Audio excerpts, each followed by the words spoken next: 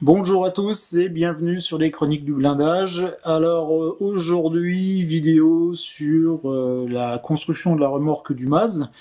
Dans la dernière vidéo, j'avais dit que j'arrêtais un petit peu au profit du Gaz 66. Pour ceux qui ont suivi un petit peu mes travaux d'atelier, j'avais construit un obusier D30 qui sera tracté par un Gaz 66, donc le D30 de chez Trompeter étant terminé. J'avais un petit peu travaillé sur la remorque du MAZ, et puis j'avais arrêté les travaux pour m'attaquer au Gaz 66. Ceci dit, ce qui fait la spécificité du maquettiste, c'est que souvent on a des projets, tout le monde connaît ça, qui viennent s'entrechoquer, et donc j'attends un petit peu confirmation sur deux autres projets que je vais peut-être attaquer, donc je voudrais pas attaquer le Gaz 66 maintenant pour éviter d'en avoir trop en cours en même temps.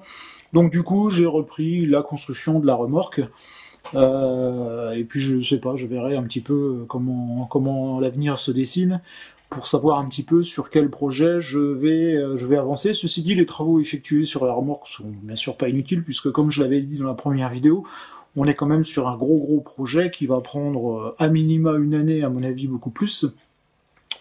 Donc du coup, ce qui est fait ne sera plus à faire.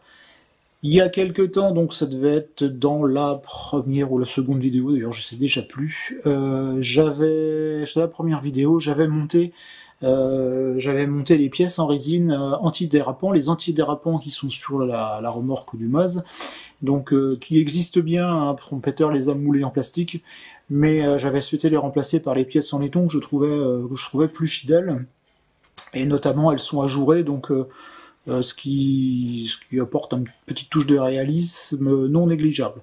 Donc aujourd'hui, la vidéo sera consacrée finalement au montage de ces pièces que j'avais mis en sachet dans l'attente de les monter. Puis finalement, j'ai pensé que c'était assez pertinent de procéder maintenant au montage. Donc c'est ce que j'ai fait il y a peu de temps. J'ai capté, comme d'habitude maintenant, j'ai capté les vidéos, et puis donc on va finalement regarder ça ensemble, mais je vais quand même les commenter. Allez, on y va. Donc voilà, j'avais donc mis en sachet, chaque sachet, c'est compliqué à dire ça, chaque sachet repéré avec les numéros des pièces. Et donc dans un premier temps, ce qu'il faut donc faire, c'est enlever les pièces moulées par Trompeter. Donc pour ce faire et pour conserver un bon alignement des pièces en laiton, bien sûr il faut bien repérer l'emplacement de chaque pièce à venir recoller. Donc pour ce faire, avec un réglet, là je trace des lignes au crayon de papier, au porte-mine, de façon à pouvoir m'y repérer par la suite. Alors j'en ai déjà mis une, hein, que vous voyez, elle est déjà collée.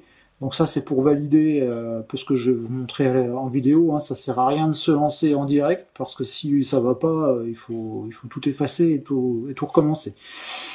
Voilà, donc pour enlever les pièces plastiques, je prends une pince avec une face plate, et donc voilà, j'enlève le plus gros en découpant grossièrement le plus à ras possible. Donc ça va très bien, hein, comme vous le voyez. Bon, généralement c'est des pinces qui sont étudiées pour couper du fil métallique, donc pour couper le plastique, ça va super bien. Pour les connaisseurs, j'entends mon horloge derrière, hein, donc certains verront de quoi je parle. Donc je pense que je vais encore une fois en faire profiter un petit peu tout le monde. Comme je mets pas de musique de fond, ça fait un petit bruit qui accompagne un petit peu la vidéo. Alors voilà, ici donc j'arrive sur les dernières pièces, donc les plus longues, hein, puisqu'en fait ces pièces se décomposent en deux parties, hein. Il y a de différentes tailles, donc des pièces plus petites et des pièces plus longues. Voilà, une fois que j'ai fait le plus gros du découpage, je termine avec, alors habituellement ce sera un ciseau à bois, là c'est plutôt un ciseau à plastique, donc c'est cette lame caractéristique qu'il faut surtout bien utiliser dans le bon sens. Il y a un sens pour utiliser ce type de lame, le pan coupé vers la partie plastique. Si vous l'utilisez à l'envers, vous allez immanquablement vous retrouver avec la lame qui va mordre dans le plastique et vous allez détériorer votre pièce. Par contre, le fait de l'utiliser dans le bon endroit, ça permet de glisser sur le plastique et d'éviter donc d'endommager la pièce que vous voulez conserver intact. Donc là j'ai monté une lame neuve, hein, donc ça va plutôt pas mal. Alors attention aux doigts, hein, bien entendu, puisque ça coupe, et si jamais ça ripe, bah les doigts risquent de manger un petit peu, et bon, c'est jamais trop recommandé. Donc voilà, là le gros du nettoyage est fait. Donc déjà à ce niveau-là, avec une lame qui coupe bien, et si on gratte avec un bon angle, il reste déjà pratiquement plus rien, hein. Donc pour fignoler le boulot, un petit coup de papier à poncer, donc du 320, de façon à avoir quelque chose de bien lisse. Et puis vous voyez, ça j'avais pas forcément prévu au départ, mais il reste une trace fantôme en fait des pièces. Du coup, ça aide aussi au positionnement. Donc là, il y a eu une petite coupure parce que bah, je sais plus pourquoi, mais de toute façon, c'est pas grave. Donc le processus de mise en place est le suivant. Donc je mets la pièce en place, je la maintiens avec les doigts, et puis je la colle avec de la colle à plastique. Pour ceux qui ont suivi le montage du BRDM2 notamment, je vous ai expliqué comment je collais les pièces laiton, donc déjà avec de la colle à plastique. Donc mais ça colle plutôt bien, ça permet de vérifier le bon assemblage de la pièce, donc avec donc la colle à plastique une fois sèche. Donc toutes les pièces qu'on voit ici de mémoire, parce que je l'ai déjà capté il y a un petit bout de temps, sont collées avec de la colle à plastique. Donc vous voyez, en plus avec la super fluide là, de chez Amo, elle va plutôt pas mal, et ça laisse juste ce qu'il faut comme temps pour pouvoir positionner la pièce en définitive.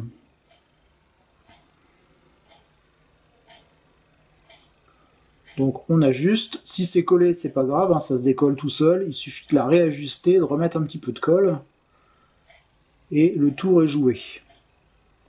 Donc ça permet de travailler en toute tranquillité. Si on travaille directement à la cyano, ça va être nettement plus compliqué si la pièce est mal positionnée. Donc voilà, le côté là est terminé, donc encore une fois, on est simplement avec de la colle à plastique. Ensuite, on va assurer le collage avec la cyano. Donc j'utilise de la Black 21, je sais plus si c'est de la Slow Dry, mais peu importe. Donc toujours une petite goutte comme d'habitude. Ensuite, avec mon outil sur lequel j'ai monté un petit fil de laiton, eh bien je viens simplement mettre de la colle à l'intérieur. Le collage se fait ici de l'intérieur, donc comme ça permet d'éviter d'avoir un trop plein ou un surplus de colle sur le pourtour des pièces. Donc j'en colle les deux côtés, hein, de cette façon je suis sûr que la pièce sera parfaitement collée sur la pièce plastique. Alors je n'en colle pas tout, là je travaille sur trois pièces. Faut pas tout en coller parce que la colle sèche quand même assez vite, et ensuite pour l'enlever comme ici avec l'acétone, ça devient juste un petit peu plus compliqué. Donc voilà, là je traite trois pièces en même temps. Donc vous voyez toujours maintenant la technique de collage, hein, pour ceux qui suivent mon travail sur la chaîne. Maintenant ça c'est de l'archi classique, hein, le nettoyage à l'acétone. Et j'utilise de la colle 21, de la cyano black, parce que après différents tests, je rappelle, c'est cette colle qui me donne les meilleurs résultats pour ce type de travail. Voilà, ben ensuite je vais continuer le processus avec les autres pièces. Donc là on voit que la colle commence déjà est moins fluide, hein. On a une boule un petit peu plus épaisse sur le bout de l'outil. Donc ça c'est dû au fait qu'elle est un peu moins fluide, du fait qu'elle a commencé à sécher en dehors du pot. Et puis j'ai aussi une boulette qui s'est formée au bout de mon outil. Donc voilà, donc là j'en ai fait un peu plus de 3. Et donc je fais un côté. Après ça reste le même processus, hein. J'ai fait un côté, je fais l'autre côté. Donc quand on va passer l'acétone, on a aussi de la colle qui par capillarité va aller à l'intérieur des pièces. Donc c'est pas la peine d'aller forcément d'essayer de traverser, hein. Il faut le mettre simplement, voilà, simplement sur l'orifice de chaque pièce. Alors là, j'en mets un petit peu partout, bon c'est pas grave, hein, puisque tout ça se nettoie très facilement avec de l'acétone, comme on va le voir tout de suite. Donc je reprends mon petit pinceau, l'acétone, et voilà, je dilue la colle, et je fais mon nettoyage.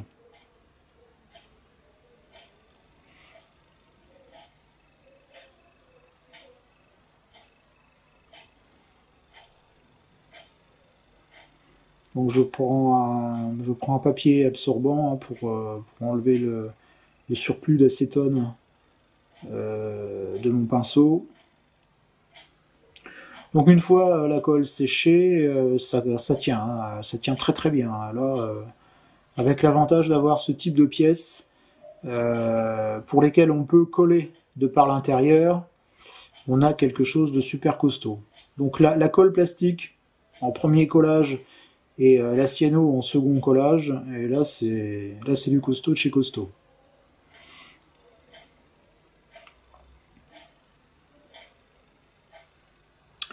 Donc je vous laisse admirer la dextérité avec laquelle j'enlève la colle cyanoacrylate.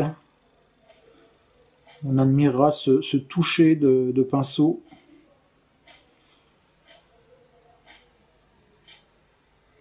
Impression de commenter du patinage artistique. Et je termine. Donc vous voyez la boulette, la boulette de colle qui est de plus en plus grosse. Donc ça c'est tout à fait normal. Bon après, lorsque l'on travaille de la colle qui est sortie du tube depuis 4 à 5 minutes, elle ne perd pas de ses propriétés, si ce n'est que, comme je le dis, elle est un petit peu moins fluide.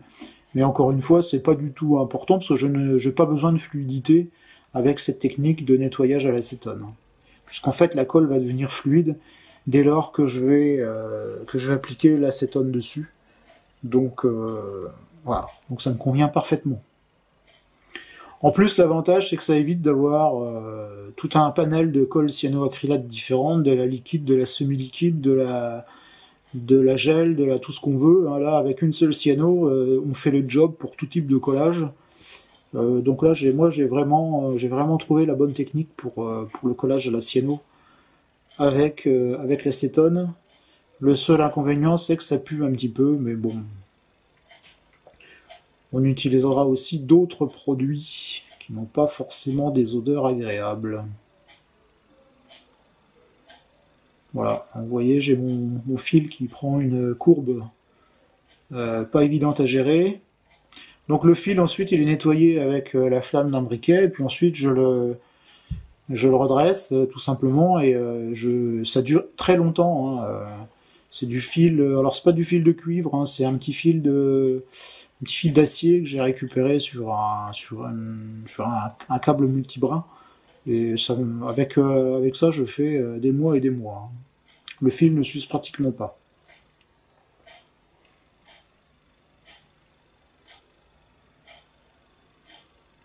Donc voilà, et le nettoyage.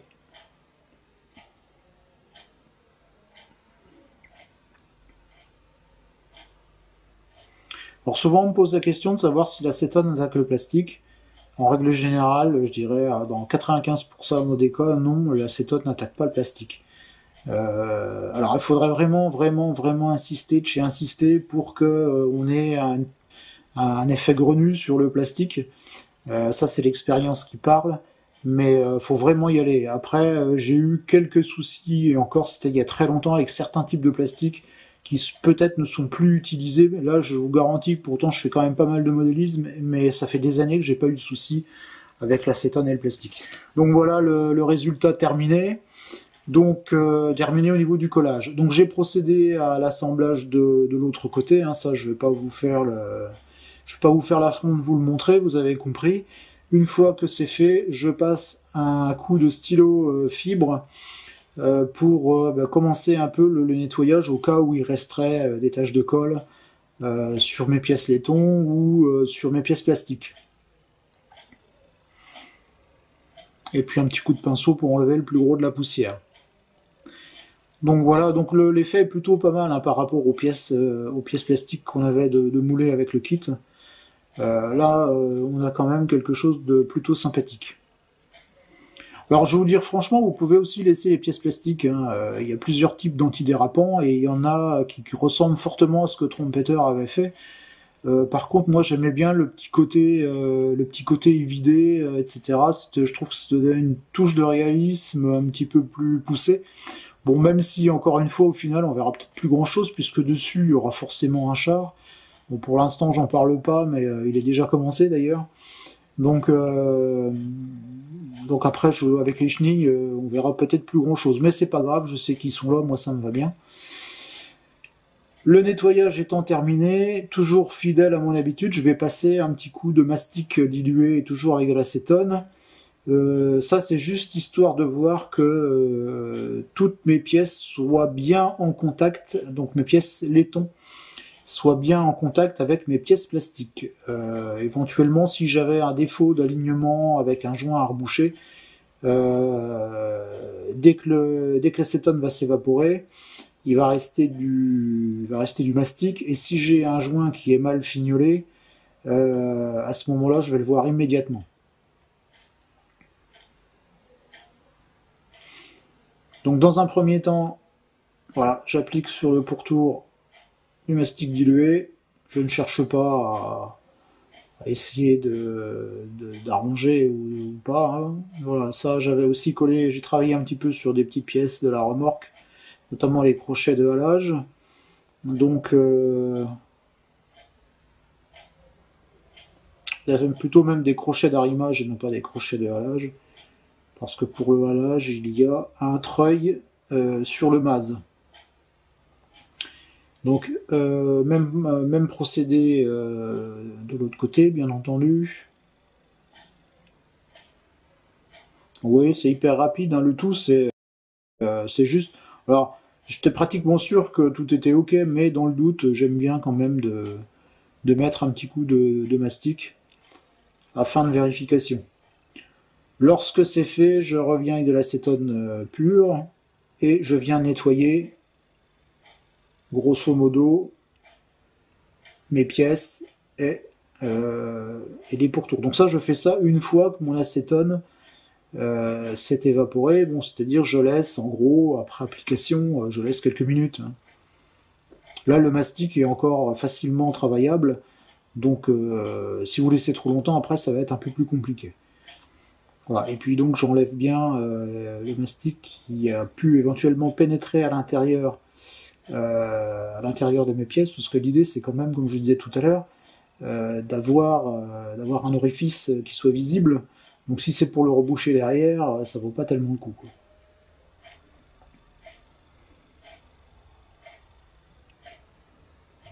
Donc nettoyage de la pièce, encore une fois avec mon pinceau. Mon acétone, alors c'est de l'acétone qui n'est pas propre, hein, puisqu'elle est chargée de mastic, hein, c'est le pot que j'utilise, c'est pas le pot d'acétone que j'utilise pour... J'ai deux pots d'acétone, hein. J'en ai un que je vais utiliser uniquement pour la cyano, donc qui est relativement propre, et par contre j'en ai un que j'utilise uniquement pour le mastic, donc qui lui est gris, il est chargé de mastic, ou de surfaceur, hein, c'est le même, donc mais peu importe, il fait bien le boulot, hein, il n'est pas question de travailler forcément avec quelque chose de très propre. Puisque une fois que le mastic sera sec, donc en gros je laisse plusieurs heures, voire une nuit, hein, je vais venir reponcer en dernier pour fignoler le boulot, voilà, avec du papier, soit du papier à 320, soit ici, parce que ce sera plus facile de travailler avec un stylo fibre. Et en règle générale, pour ce type de pièces, j'utiliserai les deux grosseurs de stylo fibre que je possède, c'est-à-dire la pointe ici, la pointe plutôt dure, donc qui a plus tendance à mordre, donc faut quand même y aller plutôt léger, hein, c'est pas la peine d'insister trop non plus. L'idée c'est juste de bien lisser éventuellement les boulettes de mastic que j'aurais pu laisser lorsque j'ai fait le nettoyage à l'acétone. Là, on est vraiment dans la sursécurité, hein, parce que même si j'avais pas fait ça, j'aurais quand même un travail qui serait quand même excellent, mais je préfère venir repasser un petit coup de stylo fibre. Et puis donc, comme je le disais, un deuxième coup de stylo fibre, cette fois avec des fibres beaucoup plus douces, pour lesquelles je vais plutôt insister sur le côté laiton pour bien nettoyer.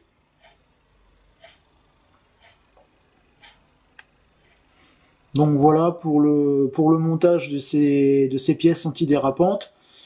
Donc comme on peut l'apercevoir, j'ai aussi assemblé celle qui a tout en arrière de la remorque là. Je les nettoierai après, donc voilà. Voilà le résultat final. Donc c'est du costaud, c'est propre. Et puis l'effet est plutôt pas mal. Hein.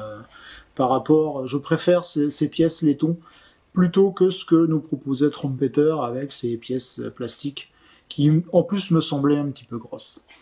Donc voilà pour le travail sur la remorque du Maz. Bon, petit travail qui m'a pris quand même pas mal de temps, pas mal d'heures, hein, une bonne après-midi quand même, parce que déjà c'est du travail répétitif, alors c'est un truc que j'ai horreur de faire. Donc en règle générale, j'aurais plutôt étalé ça sur plusieurs séances, mais comme je voulais faire une captation pour boucler la boucle de ces fameux accessoires antidérapants, puisque j'avais fait déjà une vidéo sur le pliage, donc je voulais faire aussi une vidéo sur le collage. Donc j'ai passé mon après-midi là-dessus. Bon, c'est quand même assez long si on veut obtenir quand même quelque chose de propre. Hein. Voilà. Donc la prochaine vidéo sur la remorque du Maz, je vais travailler un peu plus sur l'avant. Donc il y a pas mal de boulot sur la remorque du Maz. Hein. J'avais pas vraiment regardé ce qu'il y avait à faire. J'ai épluché un petit peu plus la documentation. Et il y a quand même pas mal de boulot. Donc j'avais aussi travaillé sur la grue. J'avais commencé à travailler sur la grue dans la dernière vidéo, il me semble. Ou l'avant-dernière, je ne sais plus, peu importe. Donc dans la prochaine vidéo, je vais terminer la grue parce qu'il me manquait un petit peu de documentation que j'ai enfin trouvée. Et donc je vais pouvoir finaliser le montage de la grue et puis je vais m'attaquer aussi aux roues de secours. Voilà. Sur ce, je vous dis à très bientôt sur les chroniques du blindage.